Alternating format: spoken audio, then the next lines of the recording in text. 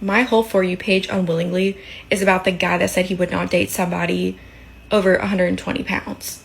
And that's his preference. But I've seen a lot of people be so offended about it, which, you know, be offended if you want, whatever. But in the comment sections, the things that women are saying are insane. And they're extremely rude. Because you guys do realize that petite women exist, right? Like, I weigh way less than 120 pounds. And there's a lot of women that weigh less than 120 pounds. And you're comparing us to children. So what you're saying is if a man is attracted to me or any other woman that is less than 120 pounds, that they like children? That's so rude. That's if the shoe was on the other foot and it was the other way around.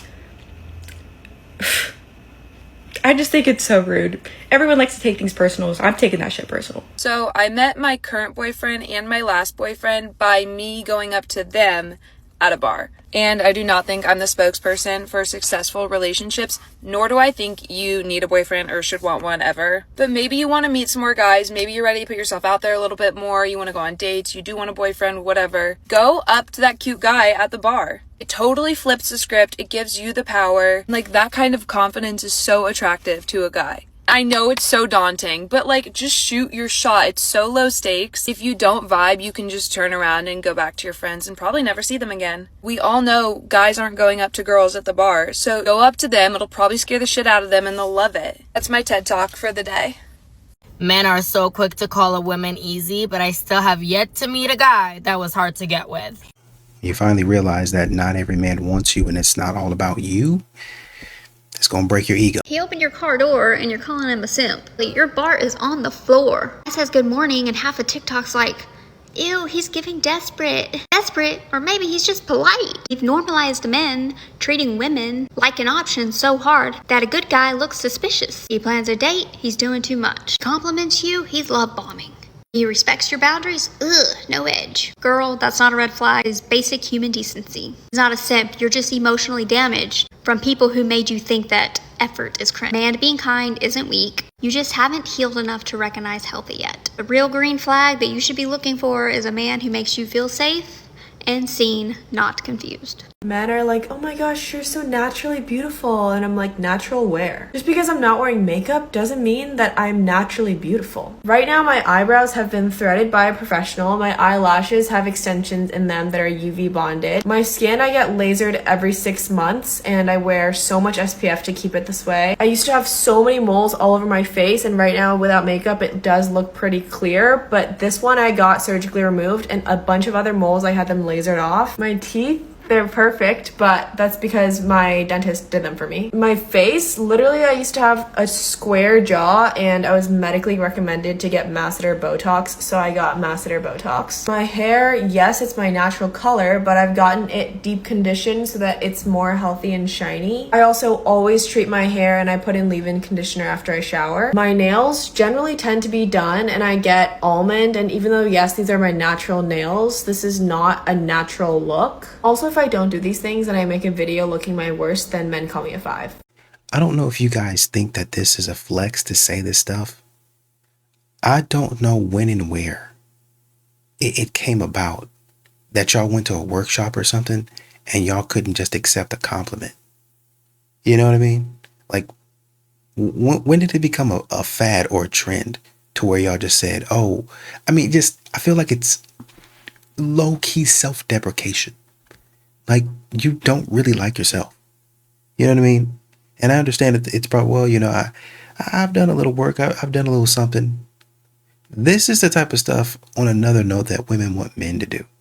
Go through surgery, alter this, change that. It's one thing if you go and get your hair cut, you're brushing your teeth, just regular, normal, basic, everyday hygiene, right? You're dressing up, you know, your clothes fit. That's one thing. Modern women today want a man to go through and, well, you need to get your eyebrows plucked. Well, you need to go through it and make sure that you get your face airbrushed. It really is foolishness. I feel like this comment right here is like the popular opinion when it comes to dating. So I just wanted to talk about it, right? If you have to wait until exclusivity for dates, then how are we supposed to get to know each other? Because I feel like the modern culture, it leads straight to the bedroom. And I personally want to get to know you first. Like, honestly, I'm not trying to just be, bouncing on it. Like, first time I meet you, first link. But that's what this leads to. Like, that's why it's futile is what it's called. It's futile. It's a waste of time. I don't want that. Like, all that, y'all can keep that. And there are men that will take you on dates. Like, not everybody has this perspective, but for the ones that don't, this is definitely the popular opinion. Like, they just feel like you're doing something with somebody else, but will have Ross with you, even if you're doing it with somebody else. Like, they don't care about that. They just don't want to spend money on you. They're just broke. They're just broke, okay? So a guy, I think in the comments said, y'all are both right. Guys got to do so much to get a date, but on the flip side, we got to stop somewhere. I think women got to be better about showing effort up front, not making a game out of it. And if you're interested or not interested, just keep it a buck. I think that's what it is right here, right? If I have to spend so much up front, if I have to do so much up front, I would like to know if there's some genuine interest versus, oh, well, just take me on a date and we'll see. Just spend the $200 and we'll see where you go. Just spend the $100 and we'll see what you get out of it. Oh, $75 singles event. Just spend that and it could be an investment in your future. Y'all get women with that. Y'all are not going to get men with that. By and large, y'all are not going to have men out here paying over and over again for this type of stuff. You're not going to do it.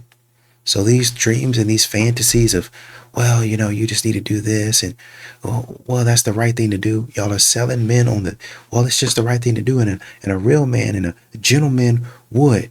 Well, what about a real woman? What about a lady? What would she do? How would she act? Well, a lady in her divine feminine receives. She's not supposed to give.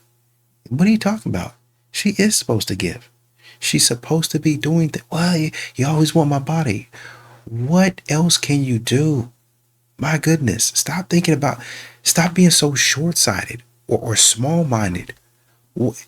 Y'all are not going to be doing that every single day, every hour of the day. What else can you bring to the relationship?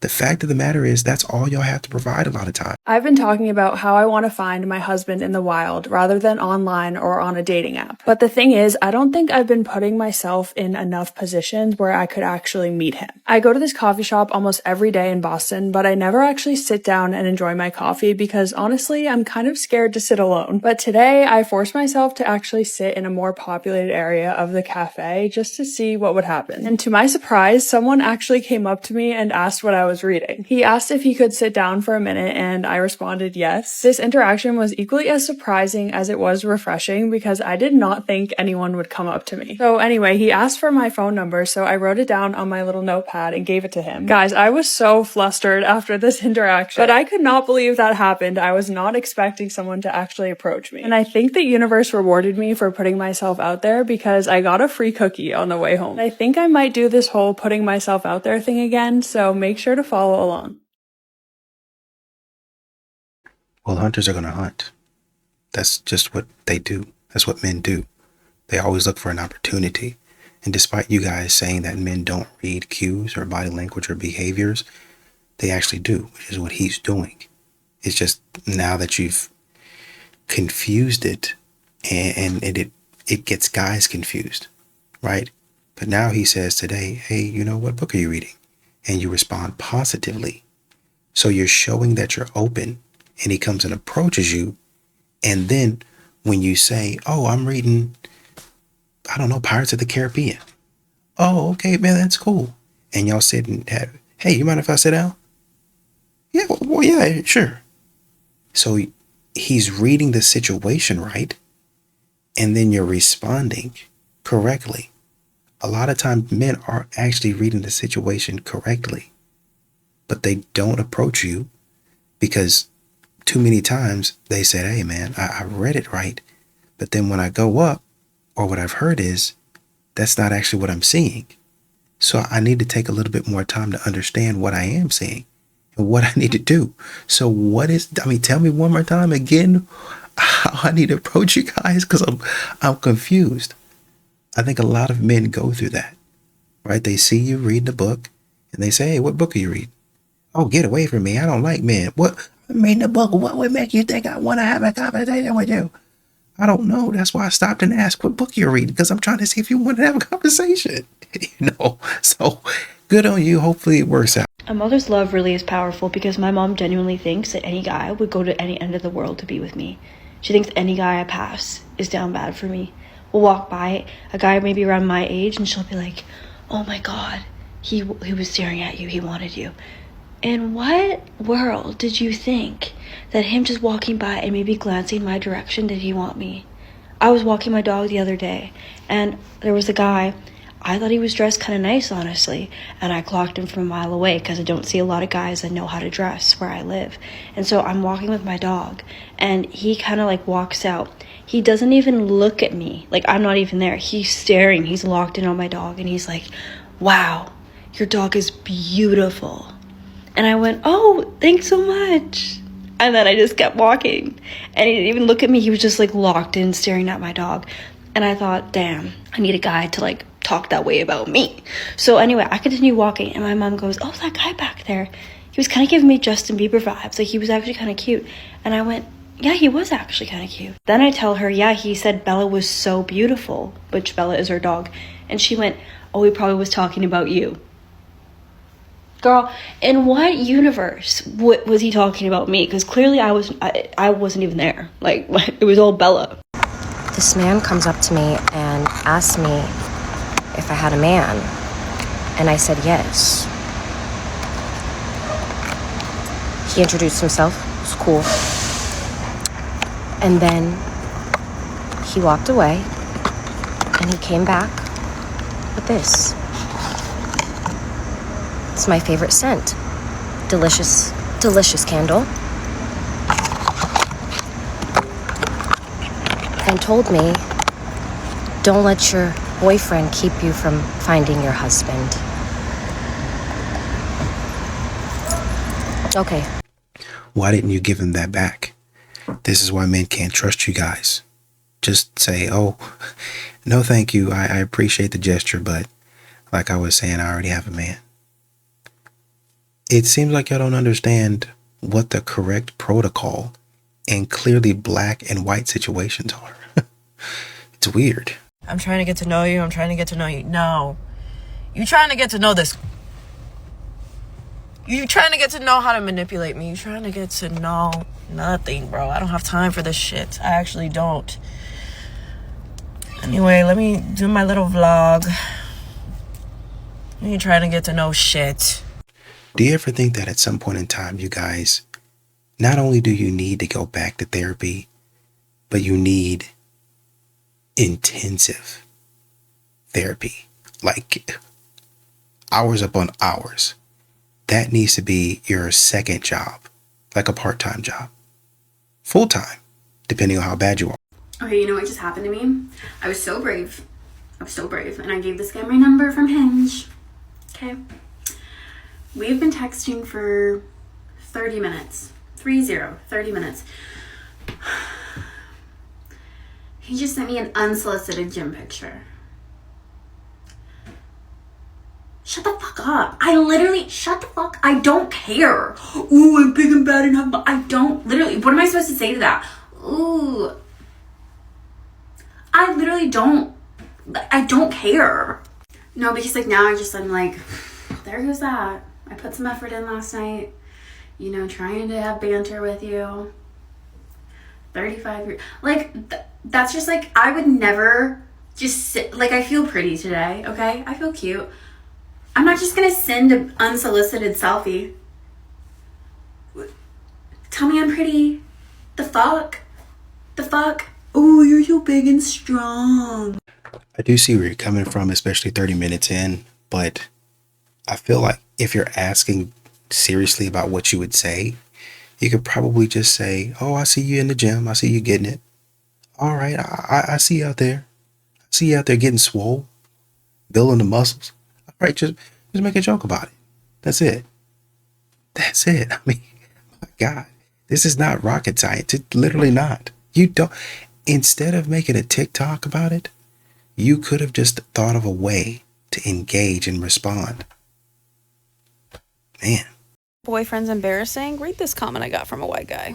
Closing line is important and shows something white men know that many white women don't. White women especially, I want you to hear this. As a white dude, life's just easier, plain and simple. We don't need to sweat everything, just falls into place.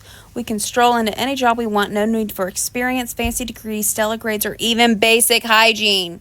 Doesn't matter if we're unattractive, unkept, or straight up dirty. We still get our pick of any woman to marry. That male loneliness epidemic, y'all hollering about this article. Men, even the best ones, will be begging for us when they're older, like in their 30s, desperate to settle down. We don't have to chase, hit the gym, or show off some pointless hobby. Being a white dude is the ultimate advantage. The entire Western Hemisphere, places like the USA, Canada, Australia, all those territories our ancestors colonized, was built for us straight white men. We know. Always has been, always will be. They can't do us without us, white ladies. Our ancestors had it made and are still coasting. We know. Back when we left Europe, we took over everything, wiped out whole populations in North America. We know.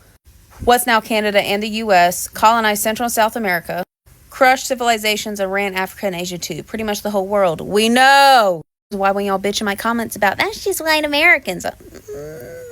Right now, us white guys are staying quiet when ignoring all the noise, but most of us are waking up now. When we decide to move, we'll flip everything back our way, and all your nonsense and stupidity will be over in a heartbeat. We're the top dogs, always will be. Any woman who doesn't get in line with keeping our people strong, they're just asking for problems. We'll win, and there's nothing you can do about it. And any woman who refuses to have white babies shouldn't even have the right to exist. They should be punished or deported right away. What they know that we don't know is that they can't do this without us. We've got to opt out. This is the comment that you picked to represent the vast majority of men in America? This is the one that you picked? This is why y'all can't get anywhere. This is why y'all can't understand what men are talking about. Because y'all picked this comment. Who is this guy? What is he about? That man might be a troll. Just chilling somewhere. Talking stupid because he knows it's stupid. And this is the comment that you picked to represent men? Interesting. I'm not going to be in my feminine until he's in his masculine. Until he steps up, then I'm going to be in my masculine. He should be obsessed with me. And if he's not obsessed, then he isn't the one. Do you know how fucking entitled you guys sound? You sound so entitled, and it is ruining your dating experience. Have you ever thought that maybe you are the narcissist in your relationship? Because if you really think about things more logically, more accurately, masculine men are not going to be attracted to masculine guarded women, because biologically that's just going to signal, oh, that's not safe. That's not a nurturing woman. And because masculine men have long-term direction, they have a vision, they are going to see a guarded woman as combative. And they're going to be like, I don't want to be with a combative woman, because that's going to be a household with a lot of fights, with big things, with small things. And my child is going to grow up watching that. I don't want that. I don't want my child to grow up in a high conflict house. You are also not going to want to choose a masculine man, because masculine women feel threatened around a masculine man because they feel like, oh my God, this is a guy that's going to try to control me. A lot of times they're not trying to control you, but you feel that way. You feel that way in the presence of someone who can also lead and step up. It's a challenge. You're going to see it as someone challenging you rather as someone trying to take care of you, because the reason you're masculine is in the first place is because you didn't have that growing up. You didn't have a healthy example of it. As a former masculine woman myself, it is so hard to see our own blind spots because our ego is telling us we know better. We know better. But a lot of the times we don't realize that the way we view the world is still in a survival aspect. And that's going to help you push forward and push through, but it's not something that's going to help you really soften and receive and enjoy life. And I want that for you. I really do. But you cannot be in survival mode and call in a stable relationship, because a stable relationship is a safe one. And your body, your nervous system is just not tuned into that. It cannot hold that, because your fears and your protection mechanisms are taking up too much space. Like, for example, I had a man come up to me like in person. He approached me in person, and I've always wanted someone, you know, we've always wanted a man that like comes up to you in person and is like confident enough to do that. And he did that, and I was just like, no. I'm like, who is this strange man? He's gonna try to hurt me. Like, my survival mode just kicked in, and so I was just like, I have a boyfriend. Even though I didn't, I was just like, nope, sorry, have a boyfriend, bye. Because I didn't feel safe. And so it's like, I just wasn't a vibrational match for what I was trying to call in, because that was what I wanted my future husband to do. But I also was in survival mode. Like, it wasn't going to unfold because I didn't let it. That's the thing that people don't understand with femininity. When a woman is in her feminine, a lot of the times it's because she's safe. You have the nervous system regulation to be able to just sit in the stillness confidently and allow things to unfold, rather than filling in that space with your fears and projections. And in a heterosexual monogamous relationship, just a girl and a guy doing their thing, the relationship is generally about one person more than the other. Now, let me preface, this wasn't my claim. Y'all know I'm not in a relationship. This came from one of my girlfriends who is in a serious relationship. She went to a wedding and I was asking her about it. She said, you know, I had to remind myself, that's not my man, this isn't my wedding, because the groom makes it all about him. The relationship is about him. And then she turned to me and said, and you know, my relationship is pretty much about me. Of course, it's a balance. You're both in it together. But my friend said, my boyfriend's life revolves around making my life better and easier. I thought it was really interesting. As a single person, I was kind of like, that's a good call. I kind of want it to be about me too. Her argument, which I agree with, is essentially it never really is 50-50. It leans one way. It might be 51-49, you know, but it's typically more about one person than the other. This is what men are finding out. Not even finding out, they already know it. Because you have the happy wife, happy life sort of thing. That didn't come out of nowhere. Too many modern women, and I guess, you know, you can't even call it modern women, because happy wife, happy life has been around for a while. It's been around for a while. A lot of women thinking it's all about them, thinking that they're the only ones that know how to do things, thinking that they're the only ones that are good at anything, that they have the master plan. And then when they go out there and they screw it up, they got to run back to the man. But it should be about you. I guess it should be. I guess at some point in time, you need to be taught to stop making the same stupid mistakes and getting us in a bad position. But y'all don't want to talk about that, because that has to do with accountability. Not all men essay and not all men create, but all men are responsible for the culture that they create with their friends and how they talk about women behind closed doors. If you engage in locker room talks, or you talk about women in ways that are really dehumanizing or objectifying, then you are absolutely a part of that problem and part of the reason SA and rape happen, because you help create the environment that makes it acceptable. No, I'm not taking responsibility for any of that. Not at all. Y'all like to talk about what men are always doing and what they're not doing. No, man, I'm not going to take responsibility for the stuff that keeps happening. I can see if, you know, I'm directly out here saying that, well, you're talking about women that, no. Y'all always want to blame men for what criminals are doing. They're criminals. Well, if y'all wouldn't have talked about a criminal, how many conversations do you guys have where y'all are joking about men and talking about men? Talking about men should literally be eliminated. Are you responsible when a man is eliminated? Are you responsible for men taking themselves out?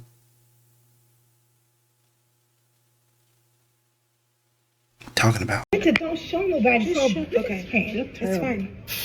Next job, you put this on. Where you put this on Facebook? No. Girl, all people tell me they see me all the time. You better stop. Okay, that's too much, Pam. It's not too much. It is. Look, who's doing this? You can step back. Can I put it down? Winter, why are you making this up? Okay.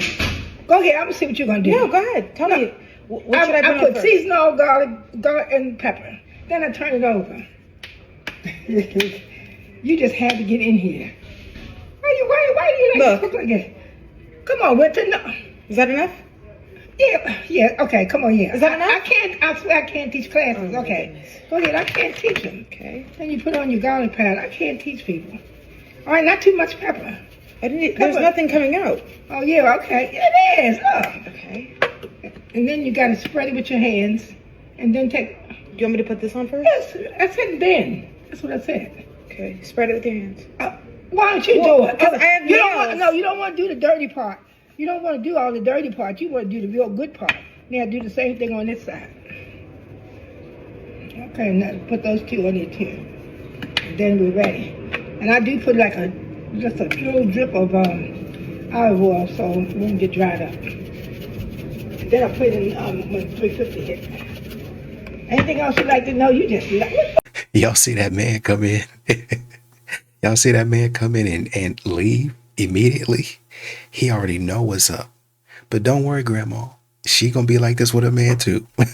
You're not the only one struggling. Could it be that women prefer terrible men? We're going to talk about this as if it's asked in good faith, but what you first need to understand is even if it is asked in good faith, this is an extremely misogynistic question. It reveals a total and complete misogynistic personality of the asker, because it shows that you don't see women as people.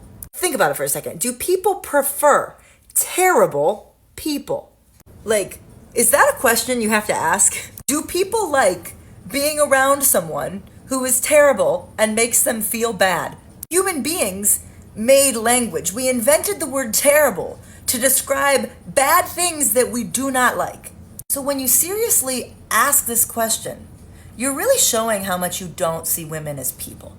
Some people like billionaires who are terrible and they still want to be with them or sleep with them. Sure, but that's about the money, not the terrible people. People like the money and privilege that terrible people might have, but they generally don't like the terrible people. So, of course, women are not attracted to terrible men. They're not lying to you when they tell you they're not attracted to terrible men, because of course they don't. They're people. It's crazy you'd even assume that. You might go, wait, well then how come they dated somebody who was kind of terrible? Well, it goes back to that billionaire example. There's other things that they might like in that person that's letting them overlook that terribleness. Just like plenty of men have ended up with terrible women.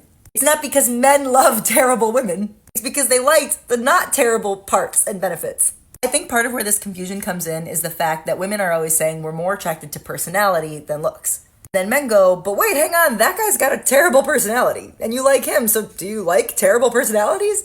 What's up with that? The reality is, it's more complex than that. Women do not simply like a personality. I mean, of course personality factors in, but it's the same for both genders. We love and bond with our partners based off of their personalities. For everyone, there's love, which is personality-based, but there's also sexual attraction. That's a separate thing. You don't have to love someone to feel sexual attraction, and you don't have to feel sexual attraction to love someone. Men and women are both human beings, so we're extremely similar. We're way more similar than we are different.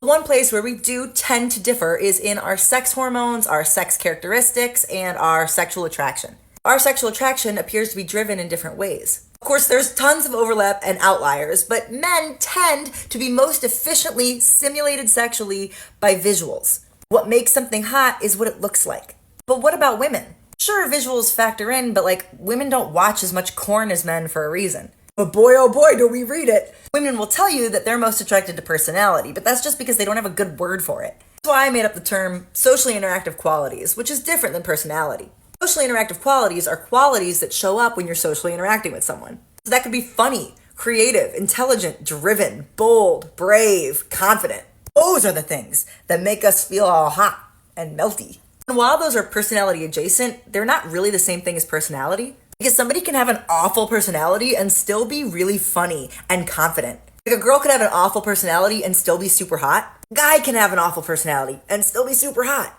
And just like you obviously prefer a hot girl with a good personality, we also prefer a hot guy with a good personality. We don't like the bad personality part, because that's absurd. That would mean we weren't human beings. But just like men do, we feel a lot of things behind that sexual arousal. It might draw us into people that aren't great people. Why do women date terrible men sometimes? The same reason men date terrible women sometimes. There's a bunch of feelings, maybe a lot of insecurity, past history, and deep attraction. Women date terrible men or keep getting back together with their toxic ex for the exact same reason that men do those things. We are way more similar than we are different because we're all human beings. Well, I think another question you might ask to kind of frame it and make it make sense, a little bit more sense, is do people like smoking? Why would you even ask that question? Well, we know, like if you smoke a lot, then it's probably not going to be good for your health long term. Well, I mean, I like it because it relaxes me, right? I understand that there are some things about it that aren't great, but, it gives me a release. And I know I probably should quit, but yeah, it is what it is. Same thing for drinking, same thing for a lot of addictions. And so that's what he's essentially cutting through. And so if you're saying, why would you even ask that question? I think you need to take a step back and say, why would he ask that question? Like, what is it about women that's coming across as like, man, maybe you guys just prefer terrible men. Maybe that's just what you like. Well, I like the way it makes me feel. I like that, our life is exciting. I don't like the bad parts of it, obviously, but there are some times where he's sweet to me. There are some times a lot of times where I feel like I'm excited, I'm stimulated mentally. I'm passionate about the guy. It seems like he's passionate about me. But, long term, is it probably good for me? Probably not. Probably not. But I like it. That's it. That's probably what he's saying. I mean, and you have to be real with yourself and say, maybe I need to get better at that. Maybe I need to look at it differently and say, okay, I like this part about the guy, that he does this, this, and this. But this part over here is a little bit overwhelming and it's a little bit too much. And I think long term, a guy like this will probably not be too good for me.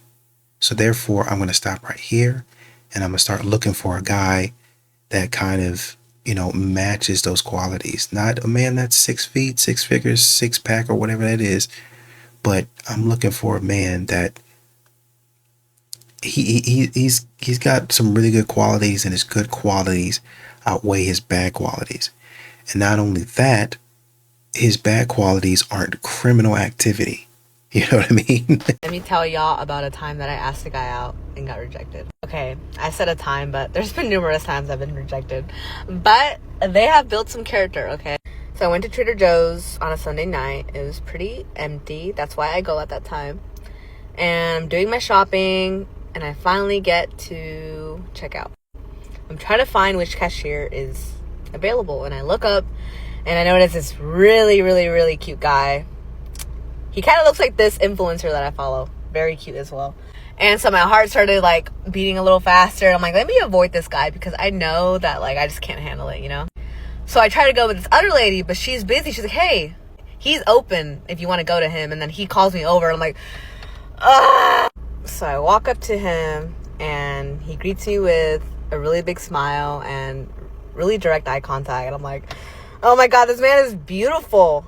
He has like long brown hair and like a really good smile, tan skin. He starts asking me, the typical Trader Joe employee questions. How are you? Did you find everything okay? What's for dinner? Blah, blah, blah. And then he started asking me more questions. I think I brought up that, I'm into fitness. And he starts asking me, oh, like, are you on a bulk? Are you on a cut? And I told him I was bulking. And then he started asking me about my hobbies, my interests. Because I was dressed a certain way. This is what I was wearing, by the way, okay? I was dressed a certain way. He was asking me about my interests, like what do I do for fun. I don't know. I felt like it was more, it was a little bit more than your typical Trader Joe's interaction, okay? And towards the end, I wanted to ask him for his Instagram. I didn't, okay? We just like said goodbye, smiled, whatever. But the eye contact was on another level, okay? And the smiling was nonstop. I went home that night and I was like, damn, I should have asked him for his Instagram or number or whatever. And I'm like, you know what? I'm going to go back the next week, okay? Not the same day. So next Sunday comes around, and I decide to go at the same time, same day. Actually, no, I think I went earlier, but I wore this outfit, okay? I wore this outfit. I wanted to look extra cute. And so I walked into the store, and I didn't see him in the cashier house. I'm like, oh, he's not here. And I, like, was building up the courage to go up to him. I'm like, okay, you know what? Don't panic. Just walk around, do your shopping. If it's meant to be, he will be here. So I'm browsing through the aisles, finding all my stuff, and then I see him. Crouched down, stalking a shelf. And I'm like, he's there. But he has coworkers around him, so I can't just approach him. I don't want an audience for this, okay? So I decided to continue on with my shopping. I kind of just skip that aisle and loop around, kill some time, see if his coworkers leave the area, and they do. So then I find my opportunity, and I go up to him. I was like, hey, I don't know if you remember me from last week. I have no riz, okay? I'm just trying to strike a conversation. I was like, hey, I don't know if you remember me from last week, but I thought you were really cute, and I wanted to give you my number. So I gave him a little piece of paper with my number, and he's like very flattered. He was just kind of like impressed that I had the courage to talk to him, but I immediately knew he wasn't interested because, one, he didn't reciprocate. He didn't tell me that I was beautiful or cute or whatever, even though I complimented him. And he also didn't tell me that he was going to call me, which is fine. But, like, it was more of a confidence boost for me because I have a speech disorder, apraxia. And so going up to strangers is very intimidating and just, like, initiating a conversation. So that was just, like, proving to myself that I can do hard things. I can go up to somebody and just talk to them. So I ran into him recently, and, like, nothing changed, but it's a little awkward sometimes. I'd rather just get rejected than to always wonder, like, what if he was interested and he just didn't have the courage and I had, you know what I mean? So it's like, whatever, man. I did it. It is what it is. Well, I want to say congratulations for doing that. That is a big step. That's huge. And I want you to take notice. This is how men are expecting women to treat them when they approach. Oh, okay. Thank you. I appreciate that. I'm so flattered. And that's it. But what some of these ladies are doing is they're making throw up sounds. They're getting online and trashing men. And really all you need to do is just, oh no, I appreciate that. Thank you. I'll take your number or whatever it is. They just said, well, I wanted to ask if, I can have your number. Oh, I thank you for coming over, but, I'm not really interested. So, but I really appreciate you coming over though. Thank you for stopping by, and just be graceful, because that's what it sounded like he was. He's very graceful, very friendly to you, very nice.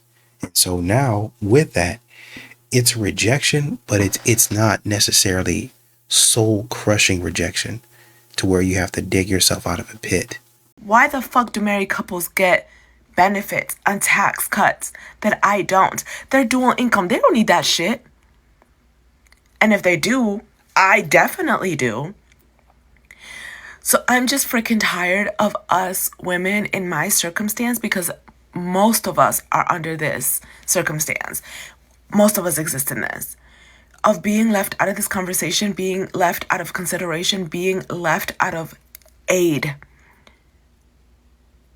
We don't have families. We don't have help. We don't have a community that we can just go and ask for money. We don't have partners. We're doing it all by our fucking self. So what about us? What about us? I have a brother that is much, much younger than me.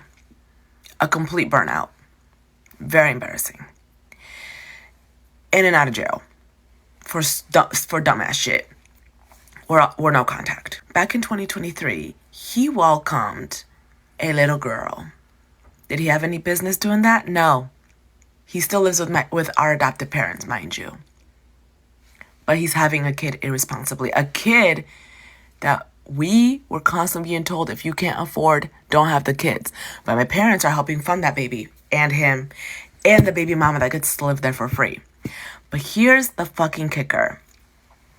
Him, the baby, and the baby mama all qualified for Medicaid, SNAP benefits, rent assistance.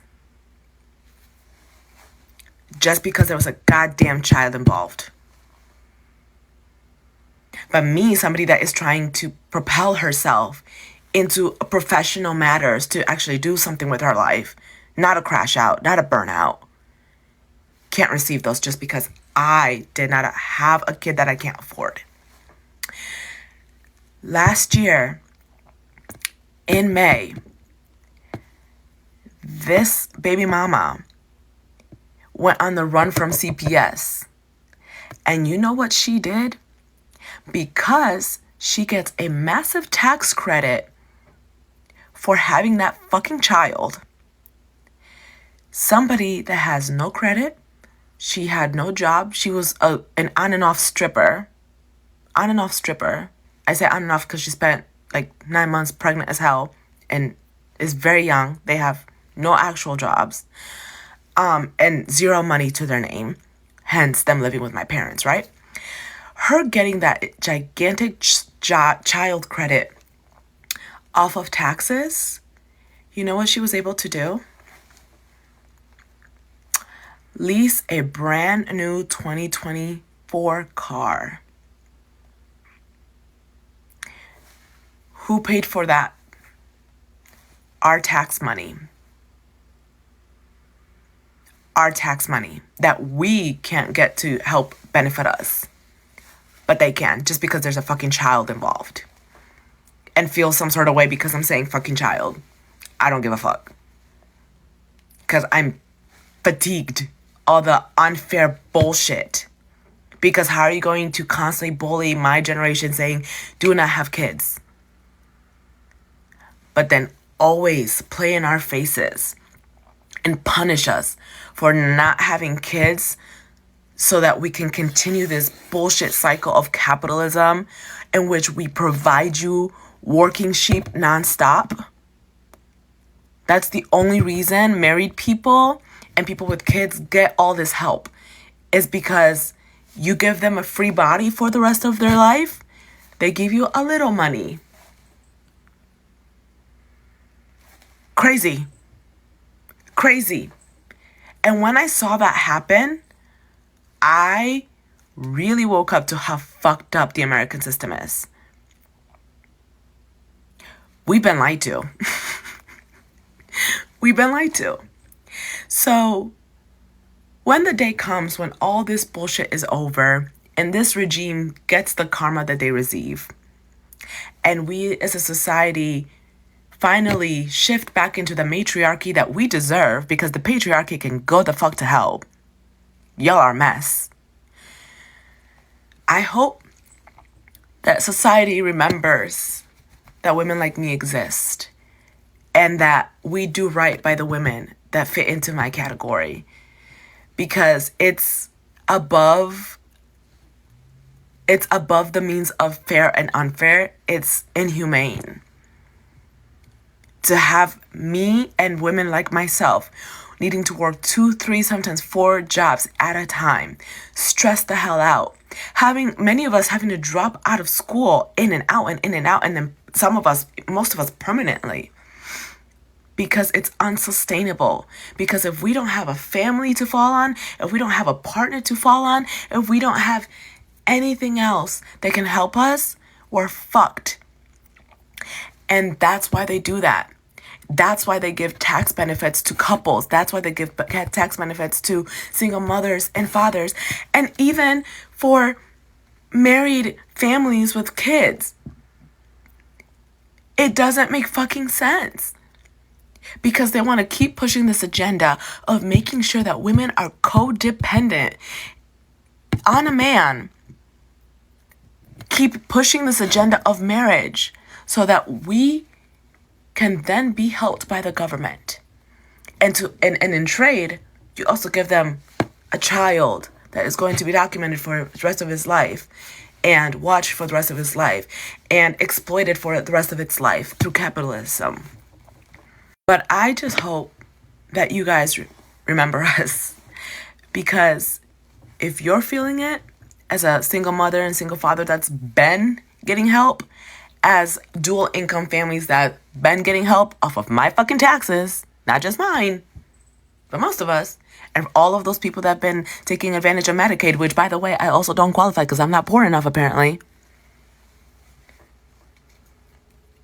just remember why you're able to have those benefits. Because I'm being taxed out my ass and being put in a circumstance of survival, barely. But all that tax money could have changed my life. It would have helped me sustain in school, stress-free. I wouldn't have to drop in and out, in and out, and in and out and out. I wouldn't have to give up my car. I'd be living a totally different life. So I feel for you. But remember, women like me. Somebody in the comments said, I feel this to my bones. We are being punished. Somebody else said, sink life is hard. Another woman said this. Sink life is hard. Tell me why I have to pay $2,100 a month for a one-bedroom apartment that was built in the 60s, no AC, probably has mold, and pay crazy amount of student loans back on a pink-collar job where I gross $70K a year with a master's degree. I mean, men are having to do the same thing, so I don't know why you think that you're the only one doing this. Another person says, I think single people with no kids should pay less taxes because we don't get to tap into the benefits. I don't know if that's 100% true. Somebody else said, another woman, I don't think single women get enough credit for living honestly. What credit are you guys looking for? You're an adult. You're an adult. Like that's what are y'all looking for? A pat on the back? A monthly check? A stipend? What are you looking for?